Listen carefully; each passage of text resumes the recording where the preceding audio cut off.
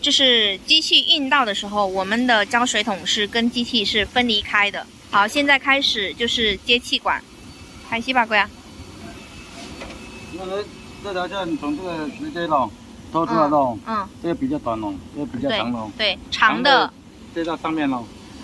长的是接到这个，就是这边有个口的，这边进气口。进气口。下面还有一条。下面这一条是留在那个，就是原本是留在那个就是浇水桶上面的，再接到这个短的这边来。这直接上面这里。这样就行了。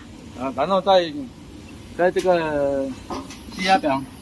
而且调到2。气压调到2。这边有显示2啊。它上面有写标哪一个是系统的吗？